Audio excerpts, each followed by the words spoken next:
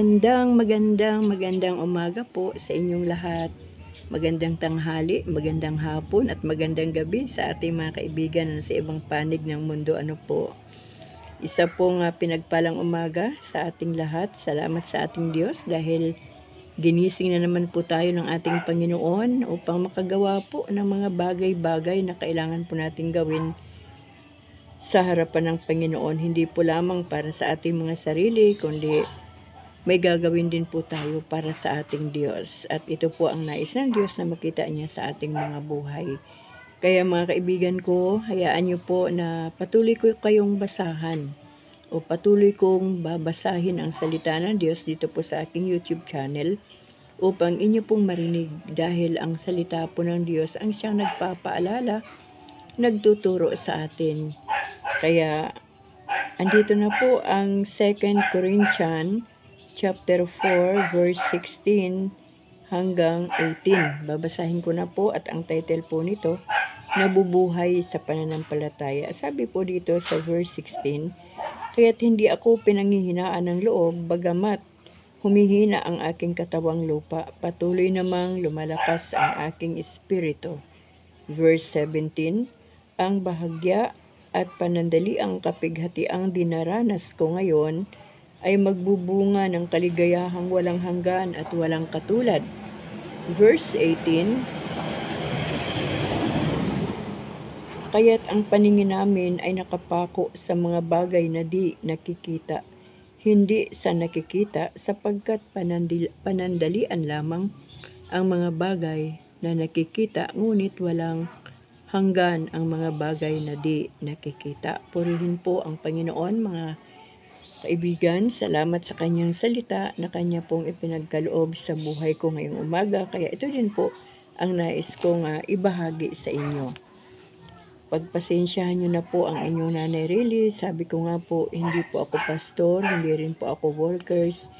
Ako po ay isang anak lamang ng ating Panginoon na naglalakas loob na ibahagi sa inyo yung salita ng Diyos na akin pong nababasa sa bawat araw.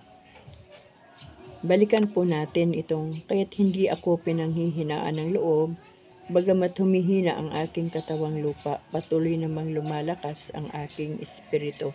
Ito po muna yung ating talakayin, ang verse 16.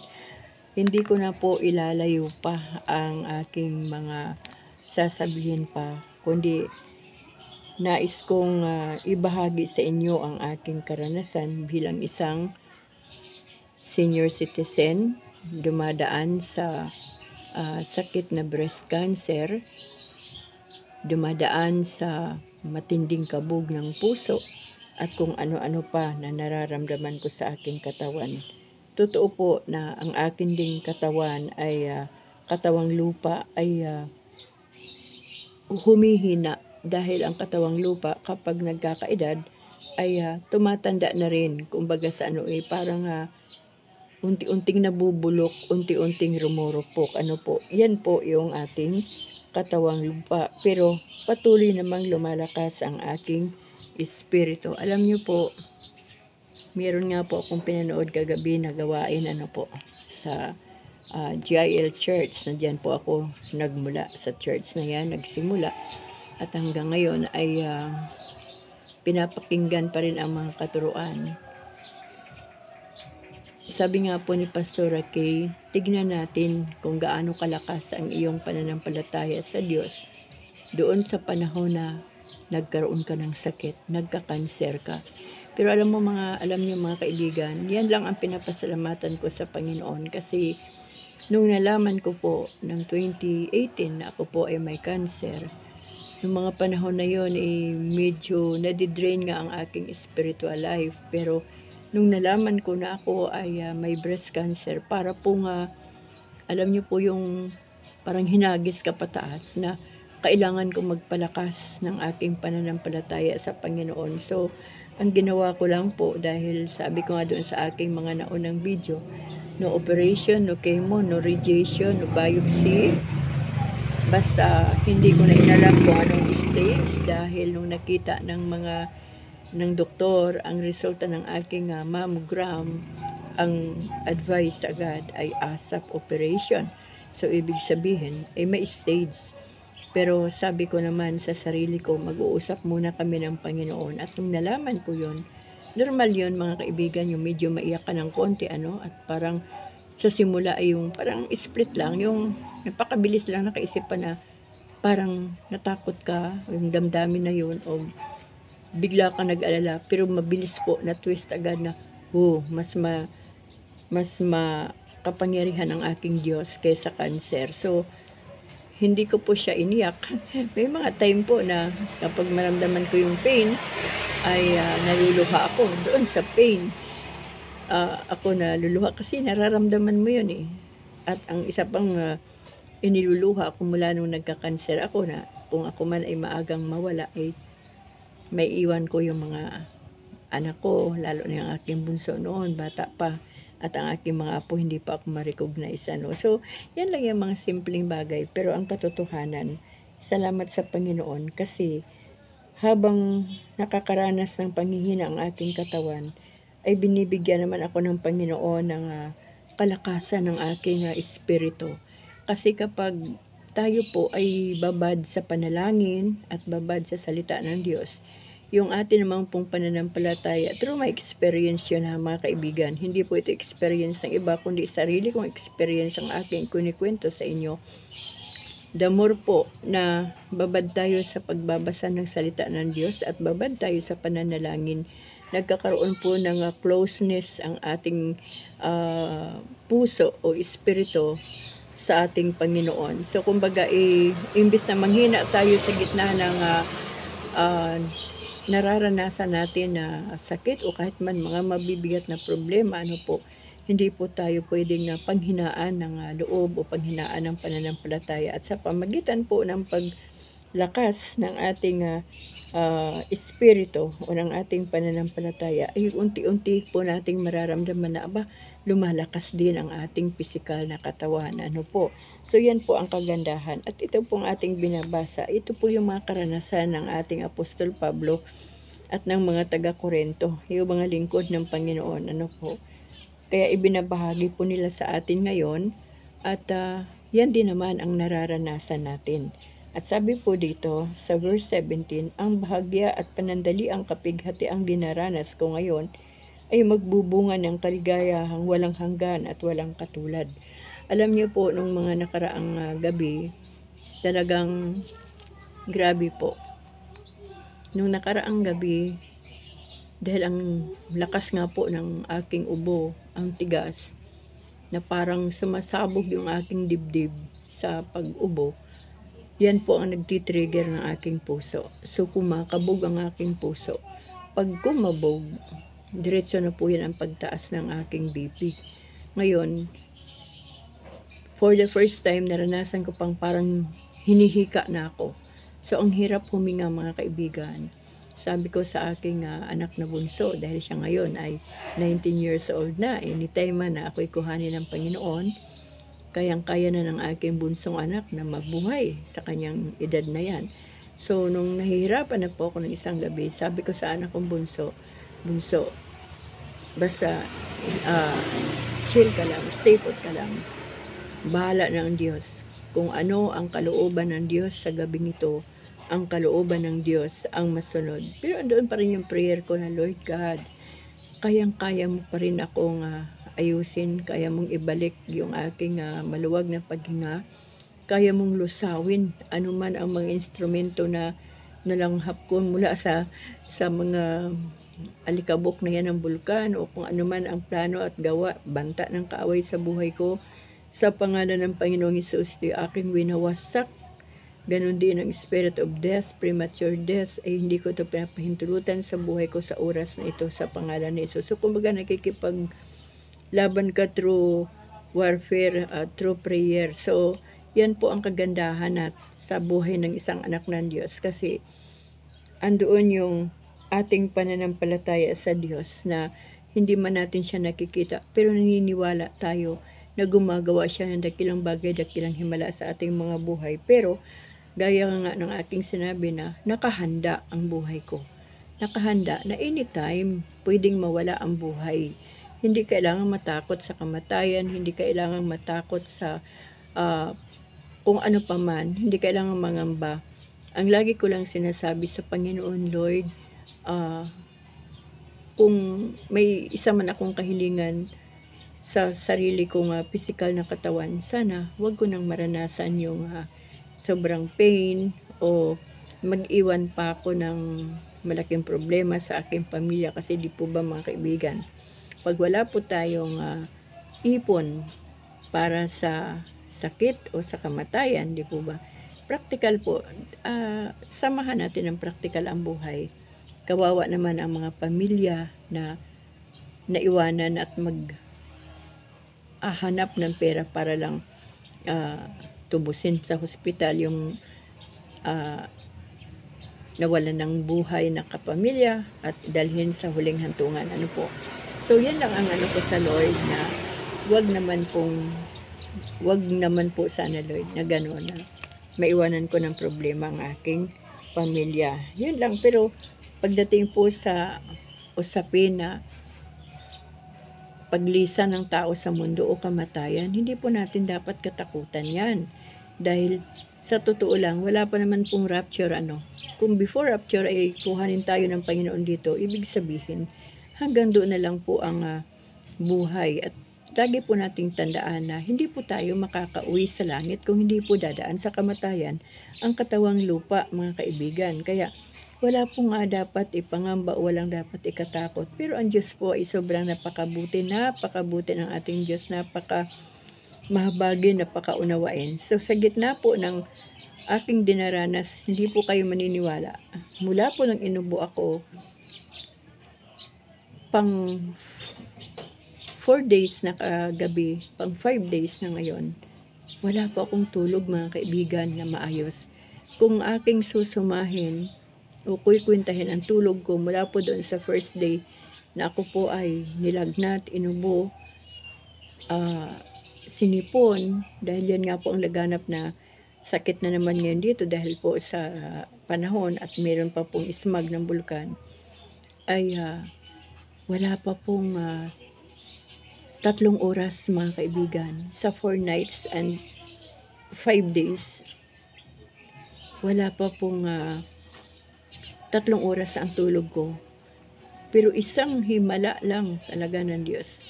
Yung kahabagan ng Diyos talaga ang aking nararanasan. Na kumbaga hindi po ako nakakaranas ng nahihilo ako. Yun po ang isa pang bagay na nangyari kagabi, na pag nahiga kasi ako, uubuhin ako, hihikain ako. So nakaupo lang ako. Pag nakaupo ako, hindi naman ako nakakatulog. Tapos nahiga ako, nagising ako, pero naramdaman ko na yung kalahati ng ulo ko masakit na hanggang gumagapang na yung sakit hanggang liig, hanggang balikat. So nangungusap ang Holy Spirit, bumangon ka at mag-BP ka. So may pang-BP naman po ako, mga kaibigan. So bumangon ako at nag-BP ako, at ang akin pong BP kagabi ay tumatakbo na po sa 170 plus, parang 180 na over 88. Tapos ang aking heartbeat ay 88 din. So sa ganyan pong sitwasyon, hindi na po ako nagpapanik. Alam ko na po yung aking gagawin. Siyempre, unang-una, yung panalangin na may pananampalataya sa Diyos. Sabi ko sa Lord, salamat kasi binigyan mo ko ng kaisipan na ako'y mag-BP. So, uminom po ako ng gamot, at akin pong tinaas sa Panginoon ang gamot na iyon ay kanyang linisin para pagpasok sa aking katawan ay hindi maapektuhan ang mga parts ng aking katawan sa loob. Ano po, gaya ng kidneys, so mga ganyan. So, kumbaga parang simple na lang, na wala nang takot, wala nang pangamba. Kasi kung wala ka sa Panginoon, doon sa panahon na hindi ka na makatulog, tapos hinihika ka na, tapos inuubo ka pa, tapos yung puso mo kumakabog pa, na halos hindi ka na makahinga, tapos nag-high blood ka pa. Kapag wala po tayo sa Panginoon, ang una po nating maiisip ay hospital. Ano po, emergency na po yun eh. Hospital agad ang ating maiisip. Kasi yung mga panahon na wala pa talaga ako sa Panginoon, wala pa ang Diyos na maghari sa buhay ko, kapag may konting ano lang ay hospital ang aking nakikita. Pero ngayon po hindi. Ang unang-una kong nakikita ay ang ating Diyos at yung kanyang kapangyarihan. So, purihin ang Panginoon mga kaibigan. Nag-stay ako sa harapan ng computer at habang ako'y nagbi-BP, nakatatlong bisis. Mula po sa 178 o di sabi natin 180 na yon, nag 154, tapos mga ilang minuto nag-BP ako, nasa 128 na lang, over 75, tapos ang heartbeat ko ay 71. So, normal na po yung aking hinga, hindi na po masakit, natanggal po yung sakit ng aking ulo, yung aking liig at ng aking balikat. So, ganun po kabilis ang kapangyarihan ng ating Panginoon kapag ang ating pananampalataya ay intact sa ating Diyos. Yung pananampalataya na walang pangamba, walang takot at hindi tayo takot mamamatay. Ano po? At sabi po dito sa verse 18, kaya't ang paningin namin ay nakapako sa mga bagay na di nakikita, hindi sa nakikita, sapagkat panandalian lamang ang mga bagay na nakikita, ngunit walang hanggan ang mga bagay na di nakikita. Totoo po yun. Lahat po ng ating mga nakikita sa mundong ito o natitika na mga bagay sa mundong ito ay hanggang dito lang po yan. Sa mundo, panandalian lang yan. Even ang ating mga buhay ay hindi po yan panghabang panahon. Panandalian pa rin yan. Kahit abutin ka pa ng 80 years old, 100 years old dito sa lupa, parang saglit lang yan sa oras ng ating Panginoon. Panandalian lang yan. Pero yung mga bagay na hindi natin nakikita ay pangwalang hanggan. Ang ating Diyos ay hindi natin nakikita, ngunit alam natin na siya ang magbibigay sa atin ng buhay na walang hanggan. Siya ang magbibigay sa atin ng kaligtasan. Ang kailangan lang natin ay yung totoo at tamang pananalig sa ating Panginoon. At sabi ko nga, hindi magiging malalim ang ating relasyon at pananampalataya sa Panginoon kapag hindi tayo nagbabasa ng salita ng Diyos, kapag wala tayong kalipunan na sinasamahan, kapag hindi tayo nakikiisa sa mga gawain ng Panginoon. Hindi pwedeng mag-isa lang tayo. Kailangan natin ang ating mga kapatid kay Kristo, kailangan natin ang bahay panambahan. At higit sa lahat, kapag tayo po ay nagbabasa ng salita ng Diyos, dapat tayo po yung number 1 na doers nito. Unang-una po tayong susunod sa tuntunin ng Panginoon. At kapag tayo po ay sumusunod, ito po yung ating isinasapamuhay. At kapag ito yung ating isinasapamuhay, ito naman po ang ating naibabahagi sa iba. Bagamat hindi po natin nararanasan ngayon dahil andito pa tayo sa mundo ang pangako ng Diyos na buhay na walang hanggan. Kumbaga hindi pa nangyayari sa atin dahil andito pa tayo sa mundo. Pero kapag tayo po ay dumating na sa punto na tapos na ang ating pananatili dito sa mundo at makauwi na tayo sa Panginoon, doon na po natin makakamtan talaga yung buhay na walang hanggan. Dito po sa lupa, tayo po ay nananampalataya sa ating Diyos na darating ang panahon na iyon na ang pangako ng Diyos ay atin ding makakamtan. So dito pa lang sa lupa ay atin na pong pinaniniwalaan na tayo ligtas na at magkakaroon ng buhay na walang hanggan. Bakit? Kasi tayo po ay anak na ng Diyos. Tayo po ay nagsuko na ng ating buhay sa Panginoon, nagsisi ng ating mga kasalanan, tinanggap ang ating Panginoong Hesus at binigyan natin ng kalayaan ang Diyos sa ating buhay na siya na ang maghari at magmaniobra ng buhay natin at namumuhay na tayo ng tama sa harapan ng Panginoon at ang kalooban na ng Diyos ang nasusunod sa ating buhay at hindi na ang ating mga kalooban. So yun lang mga kaibigan. Sabi nga po ng isa nating kaibigan na nag-comment doon sa aking shinare ang Mateo chapter 5 verse 22. Talagang shortcut ko na lang po yun. Ang binigyang diin ko lang po talaga doon ay yung wag mong gamitin o wag nating gamitin o sabihan ang ating kapatid na naulol ka dahil ang kaparusahan noon ay mapapasaapoy ng impyerno. So yun lang talaga ang gusto kong ilagyan ng highlights doon yung word na yon. Ngunit sabi nga po ng isa nating kaibigan na nakarinig, sabi niya, ikaw ba ay nag-aral ng terminology at ano ba yun? Hermeneutics, sabi basta yung gano'n na yun, nakalimutan ko ang sabi ko naman mga kaibigan, hindi ko naman hinahangad na maging pastor. Ako po ay hindi na nangangarap na mag-aral pa ng theology para magbahagi ng salita ng Diyos, dahil para sa akin sapat na yung buhay ko na maging patotoo sa inyong lahat na nakakarinig ng aking video. Dahil sabi ko nga sa inyo, 61 years old na ako ngayon. Mula 2017, nagsimula na ang aking breast cancer. 2018, tsaka ako nalaman dahil doon lang ako nagpamammogram. Mula nung 2017 hanggang ngayon, hindi ko pinagalaw ang aking katawan. Wala pa akong ibang gamot sa aking katawan, sa mga sakit ko sa aking katawan. Kahit ilang beses na ako nag-emergency, nandoong ulit-ulit akong dinadala sa hospital ng mga nakaraang taon, bago mag-COVID, panahon ng COVID. Pero salamat sa Diyos, dahil hindi po ako pinabayaan ng ating Panginoon. At yan po ay napakalaking himala.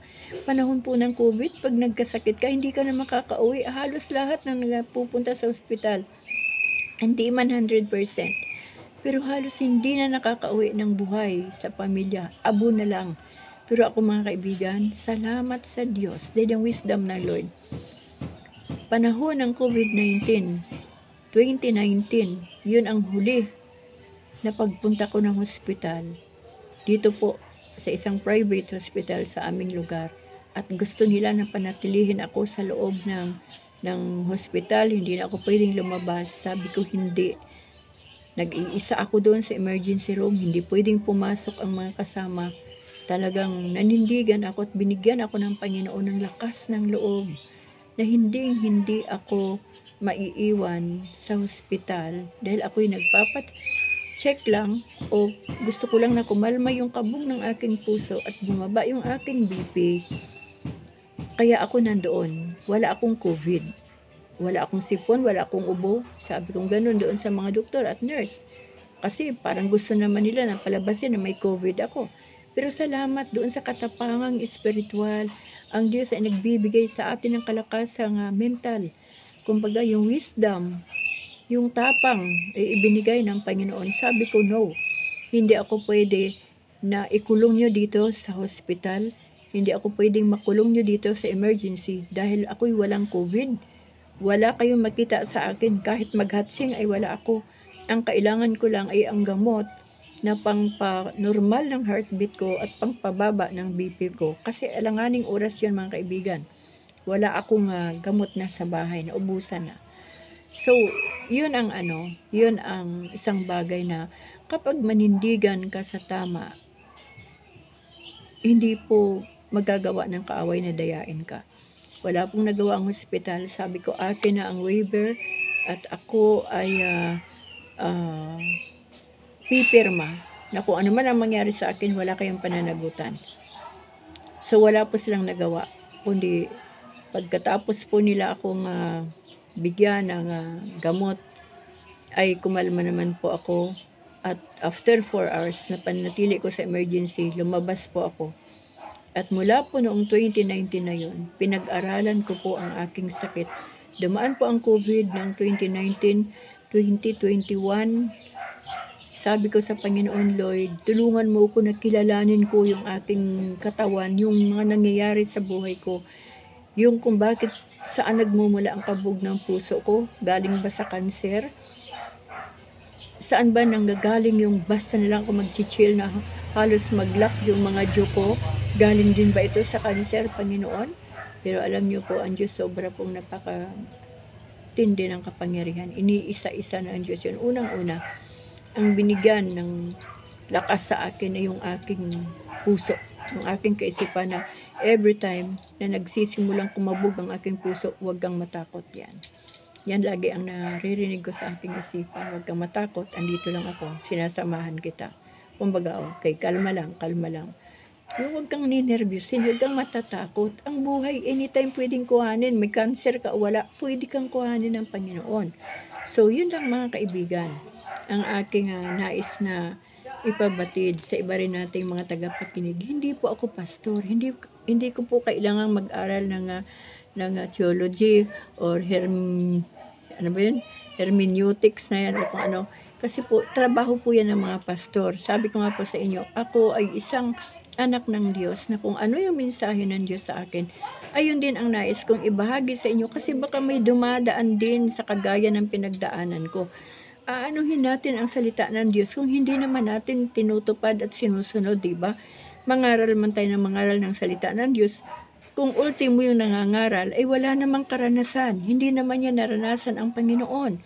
So, napakaganda po na yung kapag nagbabahagi tayo ng salita ng Diyos, ay yung naranasan natin ang Diyos. Kasi maganda po yung may patotoo tayo. So, sabi ko nga, habang binabasa ko ito kaninang madaling araw, habang hindi nga ako nakakatulog, salamat Panginoon kasi sa gitna ng mga sitwasyon, andito ka pa rin. Nangungusap ka pa rin sa buhay ko. At yun nga po, hanggang sa dumating na yung 4 o'clock, okay na yung BP ko. Nagsimula na po ang D-group, small group through chat room. So, sit in na po ako doon at nagsimula na po ang gawain. So, yun.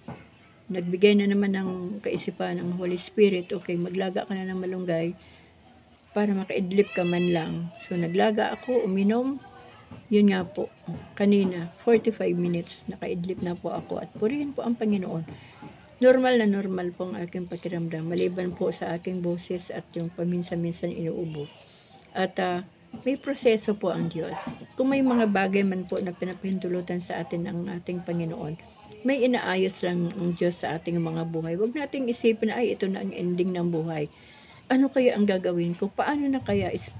Spirit of doubt, kawalang pananampalataya po yan sa Panginoon. Manalig po tayo sa ating Diyos, bagamat hindi natin nakikita, pero pang walang hanggan ang pangako ng ating Diyos. Doon po tayo mag-focus sa Diyos na hindi natin nakikita.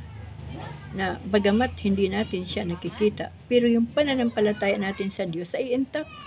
Hindi pwedeng sirain ng kahit ano pa man. Kaya mga kaibigan, maraming salamat sa inyong pakikinig at pangunawa sa aking mga patotoo.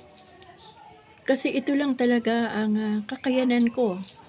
At ito lang din ang kauhawan ng puso ko na maibahagi sa inyo ang aking karanasan bilang isang anak ng Diyos, isang senior citizen, isang matanda na may sakit na kanser, at marami pang ibang nararamdaman sa katawan.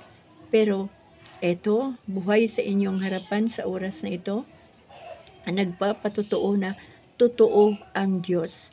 Totoo na tumutugon sa panalangin ang Diyos. Totoo na ang Diyos natin ay gumagawa ng himala at mga dakilang bagay sa ating mga buhay.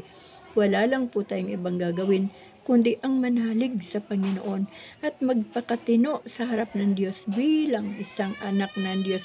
Kung tayo ay nagsasabi na anak na tayo ng Diyos, magpakatino na po tayo kasi kapag wala pong katinoan ang ating buhay sa harapan ng Panginoon, wala rin pong katinoan ang ating matatanggap. Tandaan po natin mga kaibigan, kung ano po yung ating itinatanim, yun din naman ang ating aanihin. Kung ano yung ating ginagawa ngayon, yun din naman ang gagawin sa atin. So, kung nais nating magtanim ng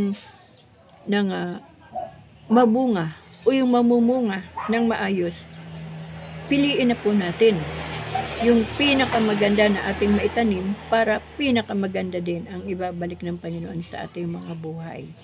So yun lang po mga kaibigan ang aking nais na ihayag sa inyo ngayong tanghaling ito. Maraming salamat po sa inyong pakikinig. Salamat din po sa inyong suporta. Salamat po sa inyong pangunawa na inuulit-ulit ko po palagi sa bawat vlog ko na pagpasensyahan nyo na kung ano man ang ibinigay ng Diyos sa akin na kakayahan at katapangan na maibahagi sa inyo ang kanyang salita na may kalakip na patutuo sa aking buhay. Nawa po ay maunawaan nyo ito. At nawa po ay may makuha po kayo na magandang halimbawa sa aking mga patutuo at higit sa lahat sa salita ng ating Panginoon. Dahil ito po ang nagbibigay ng kalakasan sa atin, ang salita ng Diyos. Maraming salamat po sa inyong lahat mga kaibigan ko. At lagi kong sinasabi sa bawat vlog ko na isa lang ang aking dalangin para sa inyong lahat na mga kaibigan ko dito sa social media. Ang pagpalain tayong lahat ng ating Diyos, hindi lamang sa mga material na bagay, higit sa lahat, sa espiritual, upang sa ganon ay umunlad ang ating relasyon at pananampalataya sa Panginoon. Ganon din ang ating buong sambahayan. Maraming salamat po sa inyong lahat mga kaibigan, at dito po muna natin tatapusin ang ating talakayan ngayong oras na ito. Purihin po ang ating Panginoon sa buhay nating lahat. Maraming salamat sa ating Diyos. Pagpalain po tayong lahat ng ating Panginoon. Amen.